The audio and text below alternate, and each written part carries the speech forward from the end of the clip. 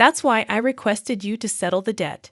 The burden my husband suddenly imposed on me, vanishing without a trace. No matter how persistently I tried to reach him, there was absolute silence. Now, I'm left wondering what to do, facing an insurmountable debt. Fortunately, in my moments of despair, there was someone by my side offering encouragement. My dear daughter. Mom, cheer up, echoed the soothing voice of my beloved daughter. My name is Kate, 35 years old, juggling part-time work and homemaking. My husband, Rogan, and I, along with our daughter, make up our family of 3. I met Rogan at a mixer, a casual event I attended just to fill the numbers. Despite my nervousness, Rogan took the initiative to strike up a conversation, effortlessly lightening the atmosphere. Before long, we connected and decided to exchange contact information. As our communication deepened, a special bond blossomed between us. Unexpectedly, we started dating, a twist I shared with my older sister Talia after our first date.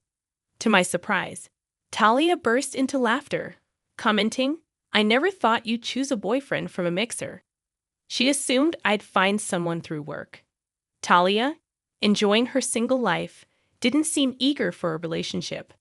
Fast forward a few years and Rogan and I got married. Talia congratulated us on our new life together. Our early days of marriage were filled with joy. Rogan's proposal and our move to a new apartment marked the beginning of our life as a married couple. Although our different work hours meant we seldom returned home together, we cherished the time spent dining, sleeping, and enjoying our days off together. This routine brought a new joy to our lives, and a few months later, we were blessed with the birth of our adorable daughter, Rhea. The emotional impact of Rhea's birth was profound, and I felt like I had found true happiness. Our families showered us with congratulatory gifts, celebrating this new addition. I resigned from my job to dedicate myself fully to my family and Rogan, always considerate, helped with housework and childcare. However, a few years later, regret began to seep into my heart. Rogan, after resigning from his job due to issues with a new superior, failed to communicate this significant decision to me beforehand.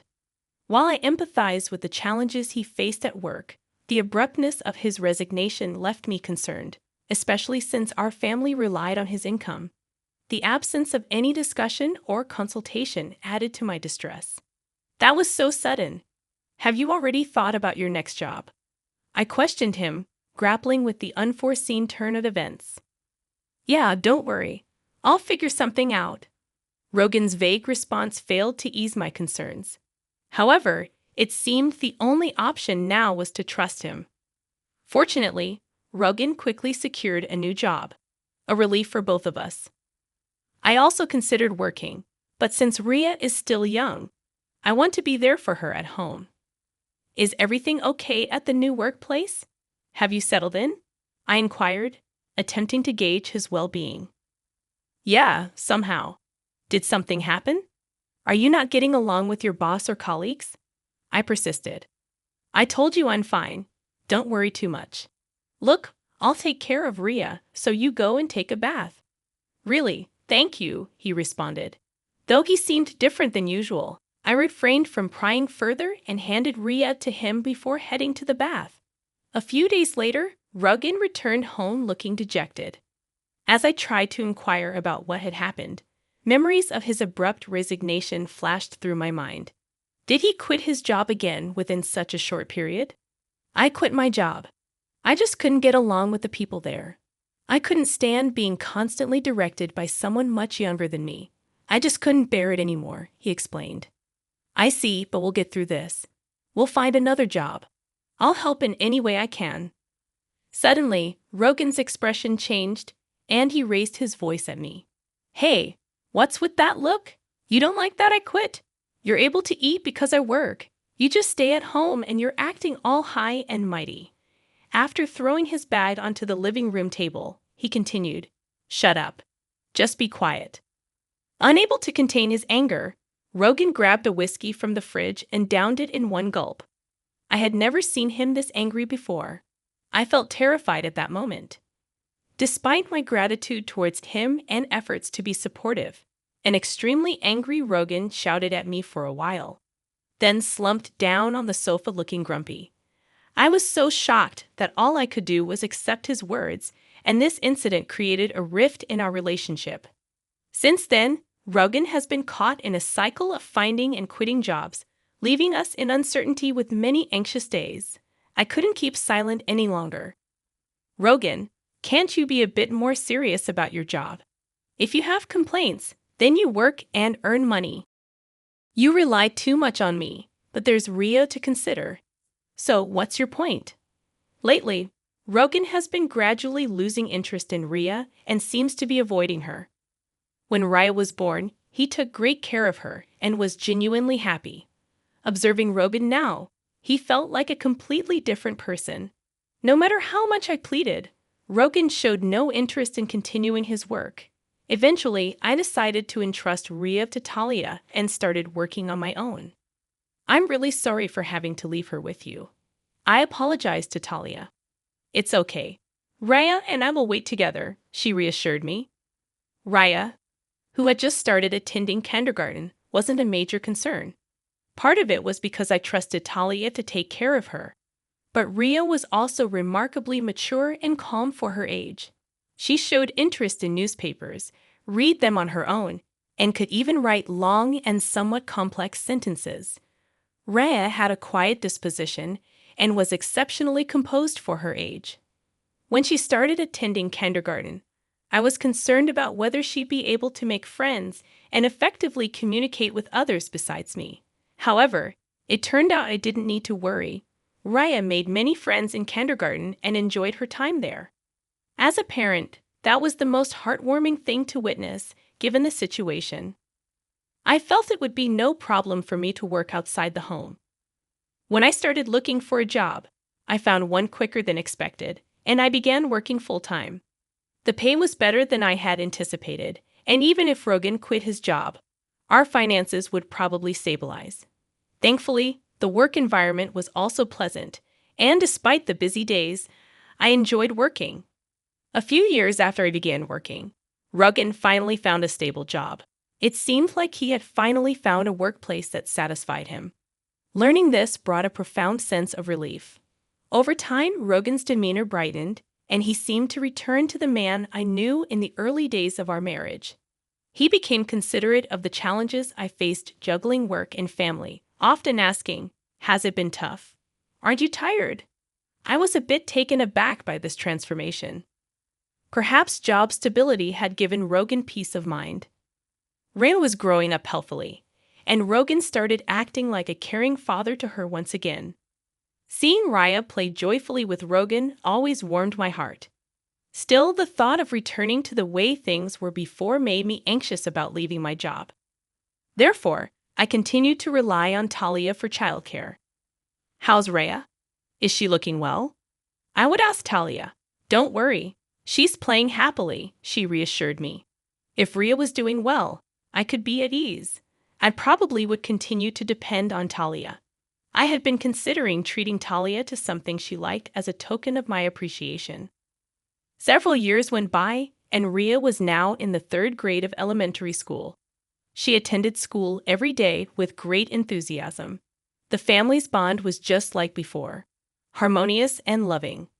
I wondered what had caused the previous rift between Rogan and me. Our home life felt so stable, almost as if the past problems had been forgotten. Then, one day, Rogan made a suggestion. "Ever think about getting a new car?" I was taken aback. "A new car?" "Yeah, our current car is good, but I think it's reaching the end of its life. If it's becoming a hassle to maintain, indeed the car we were using had been purchased quite a while ago. Over the years, issues increased, and the repair costs started to pile up. You might be right.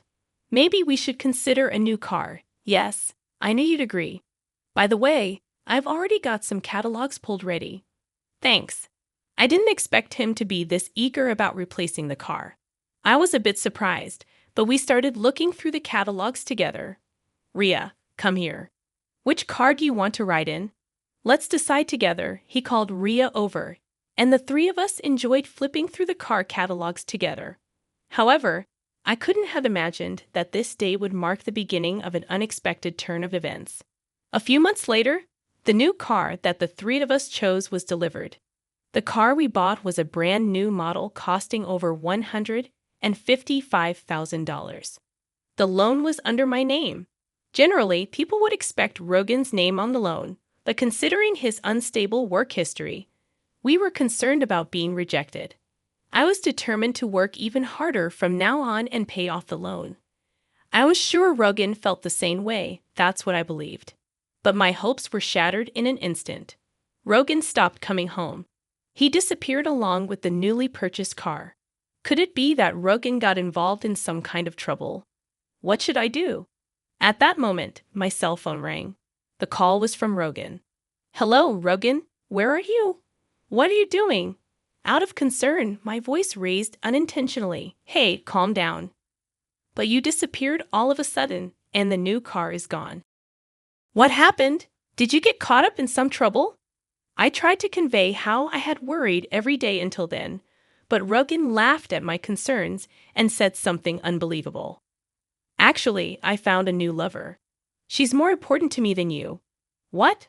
What do you mean? Let me be clear. I've fallen in love with someone else.